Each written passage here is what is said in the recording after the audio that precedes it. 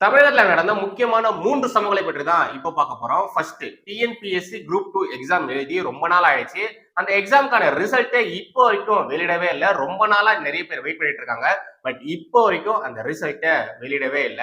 அதனால அந்த group 2 exam எழுதினவங்க social மீடியால போர்க்கொடியை தூக்கியிருக்காங்க. அவங்களுக்கு ஆதரவாக பல நெட்டிசன்கள் தொடர்ந்து கருத்துக்கள் பதிவு செஞ்சுட்டு வந்துட்டு இருக்காங்க. அந்த ஒரு விவகாரத்திற்கு அண்ணாமலை அவர்கள் குரல் கொடுத்திருக்காரு. அது என்னன்னு பார்க்க போறோம். செகண்ட், தமிழக பாஜக தலைவர் திரு அண்ணாமலை அவர்கள் இன்னைக்கு காலையில ஒரு பிரஸ் மீட் ஒண்ணு வச்சிருந்தாரு. அந்த பிரஸ் மீட்ல திமுகவுடைய தில்லாலங்கடித்தனத்தை புட்டு புட்டு வச்சிருந்தாரு. என்ன பேசியிருக்காரு, எப்படி திமுகவை கீச்சு தொங்க விட்டுருக்காரு அப்படிங்கிறத பார்க்க போறோம். கடைசியாக ரொம்ப நாளா தலைமறைவா இருந்த உயர்ந்த மனிதர் நடிகர் சூர்யா அவர்கள் இப்ப வெளியே வந்திருக்காரு. சப்ஜெக்ட் ஆக்டிவ் மூடுக்கு வந்துச்சு. அது வந்த உடனே என்ன பண்ணிருக்கு அப்படிங்கிறத நான் உங்ககிட்ட சொல்ல போறேன். இதை எல்லாத்தையும் பார்த்துட்டு இந்த வீடியோ நம்ம முடிச்சுக்கலாம். சோ வாங்க, எல்லா விவகாரங்களும் விலாவரியா இந்த வீடியோல பார்க்கலாம். எப்பொழுதும் எதிராசன் வடிவழகு என் இதய தொழுதால் இல்லை எனக்கெதிர் இல்லை எனக்கெதிர் இல்லை எனக்கெதிரே ஸ்ரீமதே ராமானுஜாய நமஹா. எதிர்ம தேசியவாதிகளினருக்கும் வணக்கம். எப்பொழுதும் போல இன்னைக்கு கண்டென்ட்டுக்காக ட்விட்டர் பக்கத்துல சுத்திட்டு இருந்தேன். அப்போ ட்ரெண்டிங்ல என்னென்ன போயிட்டு இருக்கு அப்படிங்கறத போய் செக் பண்ணி பார்க்கும்போது வி வாண்ட் குரூப் 2 ரிசல்ட் என் மக்கள் செல்ஃபி எடு ஆட்டிய போடு, இந்த 3 ஹேஷ்டாக் தான் டாப்ல ட்ரெண்டிங்ல போயிட்டு இருந்தது. வி வாண்ட் குரூப் 2 ரிசல்ட் இருக்கு பாத்தீங்களா, இது ஃபர்ஸ்ட்ல போயிட்டு இருந்தது. என் மக்கள், அதுக்கப்புறமா செல்ஃபி எடு ஆட்டிய போடு, இது வந்து பாத்தீங்கன்னா அடுத்தடுத்து போயிட்டு இருந்தது. செல்ஃபி எடு ஆட்டிய போடு இந்த ஹேஷ்டாக் தொடர்ந்து 2வது நாளா ட்ரெண்டிங்ல போயிட்டு இருக்கு. என் மக்கள் ஏன் ட்ரெண்டிங்ல போகுதுன்னா, இன்னைக்கு அண்ணாமலை அவர்கள் அவருடைய பாத யாத்திரையை மறுபடியும் ஆரம்பிச்சிருக்காரு. 5ஆம் கட்ட பாத யாத்திரை ஆரம்பிச்சிருக்காரு. அதனால அந்த ஒரு ஹேஷ்டாக் ட்ரெண்டிங்ல போயிட்டு இருக்கு. இந்த 2 ஹேஷ்டாகை விட ஃபர்ஸ்ட் பார்த்தோம் பாத்தீங்களா, அந்த hashtag we want group 2 result, இதுதான் ரொம்ப ரொம்ப முக்கியமானது. இது மத்த ஹேஷ்டாகுகள் மாதிரி அப்படியே கடந்து போகக்கூடிய விஷயம் கிடையாது. இது முக்கியமானது, ரொம்ப ரொம்ப முக்கியமானது. மிடில் கிளாஸ்ல இருக்கிறவங்களுக்கு தான் இந்த வலி, இந்த கஷ்டம் எல்லாமே புரியும். எப்படியாச்சும் டிஎன்பிஎஸ்சி எக்ஸாம்ல படிச்சு பாஸ் பண்ணி கவர்மெண்ட் ஜாபுக்கு போயிடலாம். ஏதோ ஒரு குரூப் 1, குரூப் 2, குரூப் 4 ஏதோ ஒண்ணு கிடைச்சாலும் போதும், கவர்மெண்ட் ஜாபுக்கு நம்ம போயிடலாம் சொல்லி அவ்வளவு பேர் ரொம்ப கஷ்டப்பட்டு படிப்பாங்க. டிகிரி எல்லாம் படிச்சு முடிச்சிருந்தாலும் கூட இந்த டிஎன்பிஎஸ்சி எக்ஸாமுக்காகவே தனியாவே படிப்பாங்க. வீட்டுல திட்டு வாங்கி, சொந்தக்காரனுங்க கிட்ட எல்லாம் திட்டு வாங்கி, பாக்குறவங்க கிட்ட எல்லாம் அசிங்கப்பட்டு இவ்வளோ ப்ரெஷரை தலையில ஏத்திக்கிட்டு தான் அந்த பசங்க எல்லாருமே டிஎன்பிஎஸ்சி எக்ஸாமுக்கு படிச்சு எக்ஸாம்ஸே எழுதுறாங்க. ஒரு மிடில் கிளாஸ் பையன் அவ்வளோ ப்ரெஷரை தலையில ஏத்திக்கிட்டு அவ்வளவு கஷ்டப்பட்டு அந்த எக்ஸாம்ஸ் எல்லாம் எழுதியிருக்கான். ஆனா ரிசல்ட் பாத்தீங்கன்னா இப்போ வரைக்கும் வரல. உங்களால அந்த பையனுடைய வாழ்க்கை மட்டும் கேள்விக்குறியா நிக்கல, அந்த பையனுடைய குடும்பத்தோட நிலைமையே இப்ப கேள்விக்குறியாதான் நிக்குது. இந்த எக்ஸாம் நடந்தது 2002 மார்ச் மாசம். அதுக்கப்புறமா 2வது கட்டம் பாத்தீங்கன்னா இந்த வருஷம் பிப்ரவரி மாசம் அந்த எக்ஸாம் நடந்திருக்கு. அதுக்கான ரிசல்ட் தான் இப்போ வரைக்கும் வரல. இந்த ரிசல்ட் வந்ததுக்கு அப்புறமா தான் இன்டர்வியூன்னு சொல்லி ஒண்ணு இருக்கும். அதுக்கப்புறமா இன்னும் ஏகப்பட்ட ப்ரொசீஜர்ஸ் எல்லாம் இருக்கு. இதெல்லாம் தாண்டினதுக்கு அப்புறமா தான் ஜாப் அப்படிங்கிறதே இருக்கும். ஆனா பாருங்க, பிப்ரவரி மாசம் எழுதின எக்ஸாமுக்கு இன்னும் ரிசல்ட்டே வரல. இதை விட கொடுமையான விஷயம் என்னன்னா, டிஎன்பிஎஸ்சிக்கு இன்னும் ஹெட்டே இல்லை, தலைமை அப்படி சொல்லிட்டு யாருமே இல்ல. அந்த பதவியானது இன்னமும் வேக்கன்ட்ல தான் இருக்கு. உங்களுக்கு சைட்ல ஒரு இமேஜ் ஒண்ணு போடுறோம் பாருங்க. இந்த ஹேஷ்டாக் கூட இது மாதிரியான இமேஜஸ் தான் நிறைய ஷேர் ஆயிட்டு இருந்தது. டிஎன்பிஎஸ்சி குரூப் 2 தேர்வு எழுதி 287 நாட்கள், யூபிஎஸ்சி 1.5 லட்சம் பேர் திருத்த 3 மாசம். ஓகேங்களா, யூபிஎஸ்சி எக்ஸாம் வந்து பாத்தீங்கன்னா 1.5 லட்சம் பேப்பரு, அதை திருத்துறதுக்கு 3 மாசம் தான் எடுத்துக்கிறாங்க. டிஎன்பிஎஸ்சில 1 லட்சம் பேப்பர் திருத்த 1 வருஷமா அப்படிங்கிற மாதிரியான ஒரு கேள்வி கேட்டு இது மாதிரியான இமேஜஸ் ஷேர் பண்றாங்க. எப்போ எக்ஸாம் நடந்ததுன்னா 25ஆம் தேதி பிப்ரவரி மாசம் 2023 இந்த வருஷம் நடந்திருக்கு. முடிவு, அதாவது ரிசல்ட் வந்து பாத்தீங்கன்னா இப்போ வரைக்கும் கிடைக்கலன்னு போட்டிருக்காங்க. குரூப் 2 2A முடிவை விரைவில் வெளியிடுக, தமிழக அரசே குரூப் 2 பணியிடங்களை உயர்த்துக, increase TNPSC group 2 vacancy, we want group 2 result, கண்ணீரில் டிஎன்பிஎஸ்சி தேர்வர்கள் அப்படிங்கிற மாதிரி தொடர்ந்து ஹேஷ்டாகுகளுக்கு இடையே இது மாதிரியான இமேஜஸ், வீடியோஸ் நிறைய பேர் அவங்களுடைய ஸ்டோரியை சொல்லி போஸ்ட் எல்லாம் போட்டுட்டு வந்துட்டு இருக்காங்க. பசங்க ரொம்ப கஷ்டப்பட்டு இருக்காங்க. வீட்லயும் சரி, வெளியிலும் சரி, மென்டலியும் சரி, ஏகப்பட்ட கஷ்டங்கள் பட்டிருக்காங்க. தயவு செய்து இந்த ரிசல்ட்டை சீக்கிரமா வெளியிடுங்க. இதனால ஏகப்பட்ட பேருடைய வாழ்க்கை கேள்விக்குறியா நிக்குது. தமிழக இளைஞர்களோட வாழ்க்கையில தமிழக அரசு விளையாடுது. இதை நம்பி ஏகப்பட்ட பேரோட வாழ்க்கை இருக்கு. டிஎன்பிஎஸ்சில சேர்மேன் கூட கிடையாது அப்படிங்கிற மாதிரி ஏகப்பட்ட கேள்விகளை தொடர்ந்து சோசியல் மீடியால நிறைய பேர் கேட்டுட்டு வராங்க. இன்னும் ஒரு சில பேர் பாத்தீங்கன்னா கடந்த 5 வருஷமா இத மாதிரியான ஒரு நிலைமை தான் டிஎன்பிஎஸ்சில இருக்கு. 2018 இருந்து 2023 வரைக்கும் இது மாதிரியான ஒரு நிலைமையில தான் இருக்கு அப்படி மாதிரிலாம் சொல்லிட்டு இருந்தாங்க. 2019 இருந்து கொரோனா வந்தது, உங்களுக்கே நல்லா தெரிஞ்சிருக்கும். அதுக்கு அப்புறமா எலெக்ஷன் நடந்தது. அதுக்கப்புறமா இது மாதிரியான இயற்கை பேரிடர்கள், இதுக்கெல்லாம் நடுவுல பாவம் இந்த பசங்க மாட்டிட்டு முழிக்கிறாங்க. இப்போ இந்த ஒரு விவகாரத்தை தமிழக பாஜக தலைவர் திரு அண்ணாமலை அவர்கள் கையில் எடுத்திருக்காரு. தமிழக அரசை நோக்கி சரமாரியான கேள்விகளை எழுப்பி ஒரு சில சந்தேகங்களையும் அண்ணாமலை அவர்கள் கேட்டிருக்காரு. இங்க சைட்ல போற தயவுசெய்து பாருங்க. தமிழக அரசு பணிகளுக்காக கடந்த பிப்ரவரி மாதம் தமிழ்நாடு அரசு பணியாளர் தேர்வாணையம் நடத்திய குரூப் 2 2A முதன்மை தேர்வு முடிவுகள் 10 மாதங்கள் கடந்தும் இன்னும் வெளியிடாமல் காலம் தாழ்த்தி வருகிறது திமுக அரசு. தேர்வுகள் நடைபெறும் போதே சில தேர்வு மையங்களில் காலம் தாழ்த்தி தேர்வு தொடங்கியதாகவும் வினாத்தாள்கள் வெளியானதாகவும் குற்றச்சாட்டுகள் எழுந்தன. தேர்வாளர்கள் மறுதேர்வு வேண்டும் என்று கோரிக்கை வைத்தனர். ஆனால் தேர்வுகள் முறையாகவே நடைபெற்றன என்று கூறிய தமிழக அரசு முடிவுகளை வெளியிட காலம் தாழ்த்தி வருவது பலத்த சந்தேகத்தை ஏற்படுத்தி இருக்கிறது. ஆணையத்தின் தலைவர் பொறுப்பில் தங்களுக்கு வேண்டப்பட்டவரை நியமிப்பதற்காக ஒரு ஆண்டுக்கும் மேலாக அந்த பதவியை காலியாகவே வைத்திருக்கும் திமுக அரசு போட்டித் தேர்வு எழுதி அரசு பணிகளுக்காக காத்திருக்கும் இளைஞர்களிடம் மட்டும் நியாயமாக நடந்து கொள்ள போகிறதா என்ற கேள்வி எழுகிறது. ஆட்சிக்கு வந்ததும் 3 லட்சம் இளைஞர்களுக்கு அரசு வேலை வழங்குவோம் என்று தேர்தல் வாக்குறுதி கொடுத்துவிட்டு தேர்வு முடிவுகளை வெளியிடவே மாத கணக்கில் தாமதமாக்கும் முதலமைச்சர் ஸ்டாலின் தேர்தல் வாக்குறுதிகளில் 99% நிறைவேற்றி விட்டதாக மேடைக்கு மேடை பொய் சொல்லி யாரை ஏமாற்றி கொண்டிருக்கிறார். உடனடியாக குரூப் 2 2A அரசு தேர்வு முடிவுகளை வெளியிடுவதோடு கால தாமதத்துக்கான காரணங்களையும் பொதுவெளியில் கூற வேண்டும். அரசு பணிகளுக்காக தேர்வுகள் எழுதி எப்போது முடிவுகள் வரும் என்றே தெரியாமல் அரசின் தவறுகளால் அலைக்கழிக்கப்படும் இளைஞர் சமுதாயம் இனியும் இது போன்ற திறனற்ற செயல்பாடுகளை பொறுத்து கொள்ளாது. இன்னும் நாம் 1960களில் இல்லை. இனி வரும் காலங்களில் தேர்வு தேதி அறிவிக்கப்படும் அன்றே தேர்வு முடிவுகள் வெளியிடப்படும் தேதியையும் அறிவிக்க வேண்டும் என்று தமிழக பாஜக சார்பாக வலியுறுத்துகிறேன் அப்படிங்கிற மாதிரி அண்ணாமலை அவர்கள் இந்த குரூப் 2 தேர்வு எழுதினவங்களுக்காக சப்போர்ட் பண்ணி இது மாதிரியான ஒரு பதிவு ஒண்ணு போட்டிருக்காரு. சமீப காலமா நடக்கக்கூடிய விஷயங்களை நீங்க கவனிச்சிருந்தீங்கன்னா உங்களுக்கு ஒரு விஷயம் புரிஞ்சிருக்கும். அண்ணாமலை அவர்கள் என்னென்ன காரியத்தை கையில் எடுக்கிறாரோ அது ஃபுல் அண்ட் ஃபுல் சக்சஸ்ஃபுல்லா தான் முடிக்கிறாரு. டே 1ல இருந்து இப்போ வரைக்கும் அவர் எடுத்த எல்லா காரியங்களும் சக்சஸ்ஃபுல்லா தான் போயிட்டு இருக்கு.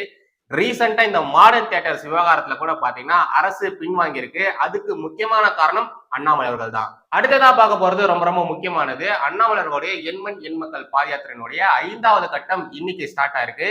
திண்டிவனம் மற்றும் செஞ்சி இங்க நடந்துட்டு வருது. பாதயாத்திரைக்காக கிளம்பி போயிட்டு இருந்த அண்ணாமலை அவர்கள் கிட்ட நம்முடைய தமிழக ஊடகவாதிகள் கடைசி சில தினங்கள்ல நடந்த விஷயங்களை குறித்து கேள்விகளா கேட்டிருந்தாங்க. இந்த நிவாரண நிதி, அதுக்கப்புறம் மத்திய அரசுல இருந்து வந்தவங்க இந்த வெள்ளத்தை, இந்த புயல் வெள்ளத்தை தமிழக அரசு நல்லா ஹேண்டில் பண்ணியிருக்காங்க சொன்னது. அதுக்கப்புறம் நம்முடைய அமைச்சர் உதயநிதி ஸ்டாலின் அவர்கள் சொல்லியிருந்தார் இல்லையா, நாங்க என்ன அவங்க அப்பா வீட்டு காசையா கேட்கறோம்னு சொல்லிட்டு அந்த விஷயம் சொல்லி முக்கியமான சில விஷயங்களை குறித்து நம்முடைய ஊடகவாதிகள் கேள்விகளா கேட்டிருந்தாங்க. இந்த தமிழக ஊடகங்கள் அண்ணாமலைகளை நோக்கி மட்டும் இத மாதிரியான கேள்விகள்லாம் கேட்கறாங்க. இத மாதிரி ஏதாச்சும் ஒரு கேள்வியாச்சு திமுகவினருடைய பிரஸ் மீட்ல இந்த ஊடகவாதிகள் கேள்வி கேட்டிருக்காங்களா? இல்ல, வாயை திறக்கவே மாட்டாங்க. நல்ல ஜிங்செக் போடுற மாதிரியும் ஜால்ரா போடுற மாதிரியும் அவங்களுக்கு ஏத்த மாதிரியான கேள்விகள் தான் கேட்பாங்களே தவிர அண்ணாமலை அவர்களை அணுகிற மாதிரி இது வரைக்கும் ஒரு முறை கூட திமுக காரங்களை நம்முடைய தமிழக ஊடகங்கள் அணுகுனதே கிடையாது. ஒரு தலபட்சமா இருக்கலாம், தப்பே கிடையாது. ஓகேங்களா, ஒரு தலபட்சமா இருக்கிறதுல தப்பே கிடையாது. ஆனா இந்த அளவு ஒரு தலைபட்சமா இருக்கிறது ரொம்ப ரொம்ப தப்பு. இது ஊடக தர்மத்திற்கு எதிரானது. சரி விடுங்க, இதெல்லாம் ரொம்ப நாளா கேட்டுட்டு வர்றதுதான். பல பேர் பல விதமா கேட்டிருக்காங்க. நம்முடைய ஊடகவாதிகள் திருந்தின மாதிரி தெரியல. இந்த பிரஸ் மீட்ல அண்ணாமலை அவர்கள் இந்த ஊடகவாதிகள் கேட்ட கேள்விக்கு என்ன பதில் சொல்லியிருக்காரு, திமுக எப்படி கீச்சு தொங்க விட்டுருக்காரு அப்படிங்கிறத தயவு செய்து நீங்களே பாருங்க. மாண்புமிகு முதலமைச்சர் திரு மு க ஸ்டாலின் அவர்கள் அவருடைய தந்தையார் அவருடைய பாணியை இன்னைக்கு பின்பற்ற ஆரம்பிச்சிருக்கிறாங்க. பொதுமக்களுடைய கோபம் அதிகமாகும் பொழுது, பொதுமக்கள் கேள்விகள் அதிகமாக கேட்க ஆரம்பிக்கும் பொழுது கேள்வி பதில் பாணிக்கு திமுகவுக்கு கைவந்த கலை. ஆனால் இன்னைக்கு ஒரு அறிக்கையை அவர்களே கேள்வியை கேட்டுக்கிட்டு அதுக்கே அவரே பதிலும் கொடுத்திருக்காரு.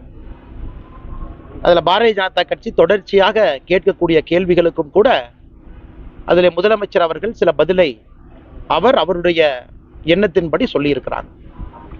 இதுல மிக மிக முக்கியமானது, சென்னை புயல் இந்த பகுதியில பேரிடர் ஏற்பட்ட பிறகு தொடர்ச்சியாக பாரதிய ஜனதா கட்சியினுடைய கோரிக்கை பாதிக்கப்பட்டவர்களுக்கு 10,000 ரூபாய் கொடுக்கணும் ஒரு ரேஷன் அட்டைக்கு அப்படிங்கிறது நம்முடைய கோரிக்கையாக தொடர்ந்து இருந்துகிட்டு வருது.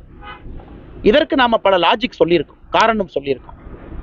அதாவது இன்னைக்கு மாநில அரசு கொடுக்கக்கூடிய பணம் என்பது SDRF ஃபண்டில் இருந்து கொடுக்கறாங்க. அந்த SDRF ஃபண்டே பாத்தீங்கன்னா 75% மத்திய அரசும் 25% மாநில அரசும் அந்த ஃபண்டுக்கான பணத்தை கொடுக்கறாங்க.